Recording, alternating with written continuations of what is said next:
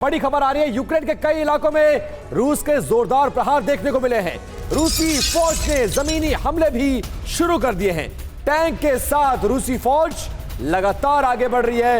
एक तरफ बखमुत पर कब्जा करने की कोशिश और दूसरी तरफ ये मुलाकात। चतुर्वेदी सर, कैसे इस मुलाकात को देखते हैं? और इससे पहले भी प्रधानमंत्री नरेंद्र मोदी ने पूरी दुनिया को यह संदेश दिया था कि जंग किसी समस्या का समाधान नहीं है। ऐसे में आज पहली बार ज़ेलेंस्की से मुलाकात, और इस मुलाकात में क्या कुछ होने वाला है, ये जरा बताइए। विपिन, ये जो हमले हो रहे हैं ये एक नेचुरल रिएक्शन है। जब रशिया समझ रहा है कि सारे देश उसके अगेंस्ट खड़े हुए हैं, G7 की बैठक हो रही है और उसमें भी उसको ये कि सब लोग उसके अगेंस्ट सैंक्शन वगैरह बढ़ाएंगे, तो ये एक संदेश है कि एक हम स्ट्रांग नेशन है, हम किसी की नहीं सुनेंगे, अपने देश के हित में जो होगा वो करेंगे।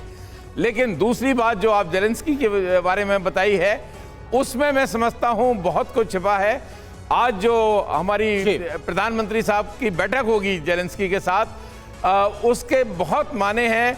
एक तो मैं समझता हूँ सबसे महत्वपूर्ण जो चीज़ होगी वो एक शांति का संदेश हमारे बिल्कुल, और यही वजह है चतुर्वेदी सर कि पूरी दुनिया की निगाह है इस मुलाकात पर, जो आज भारतीय समय के मुताबिक 2 बजे के बाद होगी, क्योंकि पूरब से लेकर पश्चिम तक सभी को भरोसा है सिर्फ एक लीडर पर, वो नाम है पीएम मोदी। अब देखिए एक और बड़ी खबर, जापानी अखबार को इंटरव्यू में प्रधानमंत्री का साफ संदेश। प्रधानमंत्री मोदी क्या बोले हैं आप देखिए, विश्व को एटमी हथियारों का इस्तेमाल कबूल बिल्कुल नहीं है, देशों की संप्रभुता का पूरा ख्याल रखना होगा, तनाव से दुनिया में ऊर्जा खाद्य सप्लाई चेन पर बड़ा असर पड़ रहा है और इसकी भारी कमी और भारी इसकी किल्लत महसूस की जा रही, इसका खामियाजा पूरी दुनिया को उठाना पड़ रहा है। इसे एक बार फिर से अपनी स्टेटमेंट में, अपने इंटरव्यू में, जापानी अखबार को दिए इंटरव्यू में ये क्लियर किया गया है। तो ये आप समझिए कि ये जो इंटरव्यू है जापानी अखबार को दिया गया, इससे ही टोन साफ हो जाती है, इससे ही बात साफ हो जाती है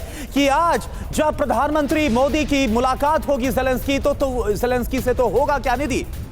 बिल्कुल, जापानी मीडिया में प्रधानमंत्री मोदी ने इंटरव्यू दिया और इस इंटरव्यू की बड़ी बातें अब हम आपको बताने जा रहे हैं। रूस और पश्चिम को अलग अलग मैसेज दिया है, रूस को भी मैसेज दिया है, पश्चिम को भी मैसेज दिया है। मोदी का मैसेज क्या है, लाउड एंड क्लियर, अब हम आपको ये बताएंगे। एटमी हथियारों पर पश्चिम को क्या नसीहत दी है? पश्चिम को ये नसीहत दी है कि हम एटमी हथियारों का इस्तेमाल कबूल नहीं कर सकते, ये कहा है पश्चिमी देशों को। नरसंहार के हथियारों का इस्तेमाल पूरी तरह अस्वीकार्य है, अनएक्सेप्टेबल है। करुणा, बिल्कुल, और प्रधानमंत्री मोदी का अगला लाउड एंड क्लियर मैसेज क्या है? दुनिया को न्यूक्लियर हथियारों से मुक्त करने की आज जरूरत है, परमाणु निरस्त्रीकरण, इस पर फोकस। एटमी हथियारों से मुक्त धरती की पहल में मदद करने के लिए तैयार हैं हम, ये भी क्लियर कर दिया है दुनिया को निधि। और पुतिन को सीख क्या है ये भी समझने की जरूरत है। हम मजबूती के साथ इंटरनेशनल ऑर्डर के समर्थन में हैं, ये पुतिन को सीख है। हम मजबूती के साथ इंटरनेशनल ऑर्डर के साथ खड़े हैं, ये भी बताने की कोशिश है। आप बेशक युद्ध आपने शुरू किया, लेकिन हम इंटरनेशनल कम्युनिटी के साथ हैं। हर एक देश की संप्रभुता का सम्मान जरूरी है, ये भी प्रधानमंत्री मोदी ने कहा। हम देशों की क्षेत्रीय अखंडता के पक्षधर भी रहे हैं। करुणा, बिल्कुल, और अगली बड़ी बात क्या है? यूएन चार्टर और इंटरनेशनल लॉ का जो सम्मान है वो बहुत जरूरी है। सिंह सर, मैं आपके पास आ रहा हूं, ये बताइए कि जापानी अखबार को जो इंटरव्यू दिया, बहुत लाउड एंड क्लियर मैसेज है। संप्रभुता का सम्मान करने की बात कही जा रही, शांति की बात की जा रही, ऊर्जा की बात की जा रही है। युद्ध शुरू होने के बाद से पूरी दुनिया में इसकी क्राइसिस है, यानी आज कुछ बड़ा हो सकता है, कोई बड़ी पहल हो सकती है जब ज़ेलेंस्की और पीएम मोदी बैठेंगे साथ में, बात करेंगे साथ में। बिल्कुल, देखिए करुणा, ऐसा है, पिछले महीने अगर आपको याद हो तो यूक्रेन की डिप्टी फॉरेन मिनिस्टर एमिने ज़पोरोवा यहाँ आई थी और वो हमारी deputy foreign minister Meenakshi Lekhi से मिली थी, और उस समय उन्होंने एक सील्ड मैसेज लिफाफा जो है वो उनको दिया था प्रधानमंत्री मोदी के लिए ज़ेलेंस्की की तरफ से। और ये माना जा रहा है कि ये जो था, इस समय ज़ेलेंस्की की तरफ से रिक्वेस्ट की गई है श्री मोदी जी से कि वो इस समय मध्यस्थता करें।